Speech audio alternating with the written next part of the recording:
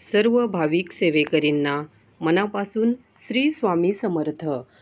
आज आपण पशुपती व्रत करताना पाळावयाचे नियम काय काय आहेत ते पाहणार आहोत। चला तर मग, पशुपती व्रत करणाऱ्या व्यक्तीने मंदिरात जाते वेळेस पायात चप्पल घालून जाऊ नये, अनवाणी जावे, बिना चपलेचे जावे।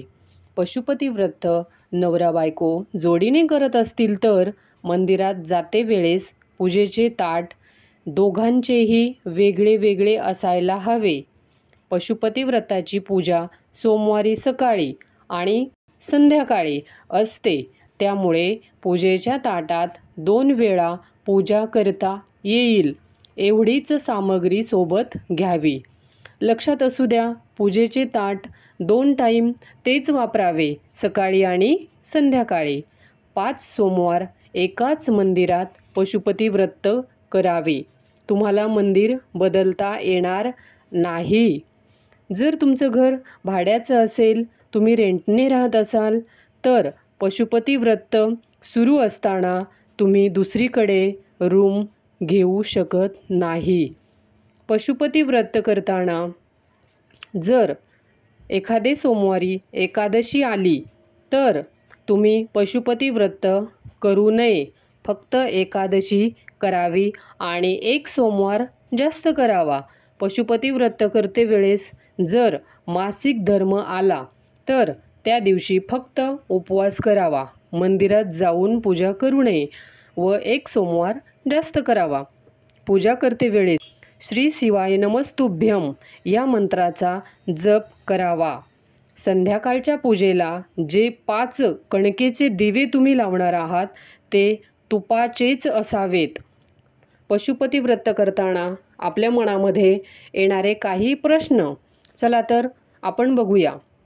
व्रत करते वेळेस नॉनव्हेज खायचे झाल्यास पशुपती व्रत करताना तुम्हाला संपूर्णपणे नॉनव्हेज हे बंद करावे लागेल।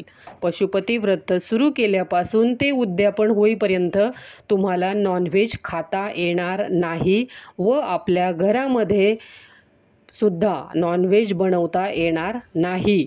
पशुपती व्रत करताना किंवा महादेवाच्या मंदिरात आपण रोज पूजा करत असल्यास त्यावेळेस आपण शिवलिंगावर जल म्हणजेच पाणी अर्पण करत असतो, त्यावेळी आपला चेहरा हा उत्तरेकडे असायला हवा, म्हणजेच आपल्याला दक्षिणेच्या बाजूने बसावे लागेल, म्हणजे आपला चेहरा हा उत्तरेकडे येईल। पश्चिमेला किंवा पूर्वेला बसून उर्वरित पूजा केली तरी सुद्धा चालेल, कारण पशुपती व्रत हा आपण आपल्या इच्छा व आकांक्षा पूर्तीसाठी भगवान महादेवांकडे मागणी करत असतो।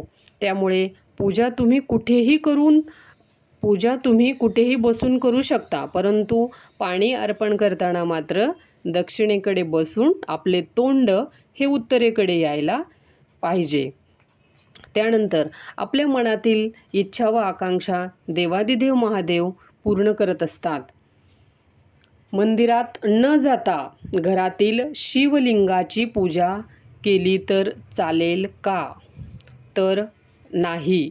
पशुपती व्रत करते वेळेस आपल्या घरातील शिवलिंगाची पूजा करून हे व्रत करता येणार नाही, कारण मंदिरातील शिवलिंग हे स्थापित केलेले असते, ते एका जागेवरून दुसऱ्या जागेवर हलवता येत नाही। त्यामुळे पुराणांमध्ये असे सांगितले आहे की शिवमंदिरामध्ये देवादिदेव महादेवांचा वास असतो आणि आपण आपल्या घरातील देवघर एका जागेवरून दुसऱ्या जागेवर हलवले तर आपल्या घरातील महादेवाची पिंड म्हणजेच शिवलिंग एका जागेवरून दुसऱ्या जागेवर हलवले जाऊ शकते। त्यामुळे मंदिरात जाऊनच पशुपती व्रताची पूजा आपण करावी। त्यानंतर बिल्वपत्र जर आपल्याकडे कमी असतील तर पशुपती व्रत करताना जर तुमच्याकडे बिल्वपत्र उपलब्ध असतील तर 108 बिल्वपत्र असतील तर छानच, पण जर नसतील तर जेवढे बिल्वपत्र आपल्याकडे असतील तेवढे आपण अर्पण करू शकतो। पण लक्षात असू द्या, सकाळच्या पूजेला जेवढे बिल्वपत्र आपण अर्पण केले आहेत तेवढेच बिल्वपत्र आपल्याला संध्याकाळच्या पूजेला देखील अर्पण करावे लागतील. त्यानंतर दिव्याचं काय करायचं? जो एक दिवा आपण मंदिरातून घरी घेऊन येणार आहात तो मुख्य दरवाजाच्या उजव्या बाजूला प्रज्वलित करावा लागतो. तो दिवा विझल्यानंतर त्या दिव्याला गाईला चारू घालू शकता किंवा तो पाण्यामध्ये विसर्जित करू शकता. त्यानंतर दिव्याने आरती करावी का? मंदिरात घेऊन गेलेले 5 दिवे हे आपल्याला शिवलिंगाच्या समोर एका पेपरवरती ठेवून प्रज्वलित करावे लागतात. ते दिवे उचलून ताटात ठेवून कधीही पूजा करू नये. पूजेच्या ताटामध्ये जी आरती आपण घेऊन गेलेलो असतो त्या आरतीनेच आपल्याला आरती करायची असते. त्यानंतर नैवेद्यामध्ये मीठ घातले तर चालेल का? पशुपतीनाथ व्रत करते वेळी जो नैवेद्य आपण बनवणार आहोत त्यामध्ये मीठ घातलेले चालणार नाही. नैवेद्य हा कधीही गोड असावा पण त्यामध्ये मीठ घालू नये.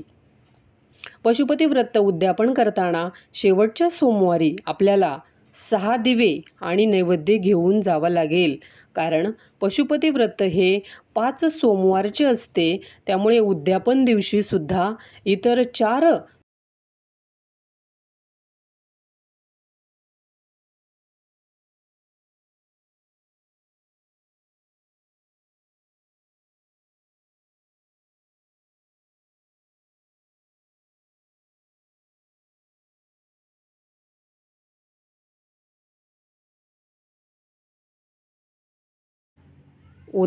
दिवशी सुद्धा इतर 4 सोमवारी जशी पूजा केली तशीच करून उद्यापन करावे लागते.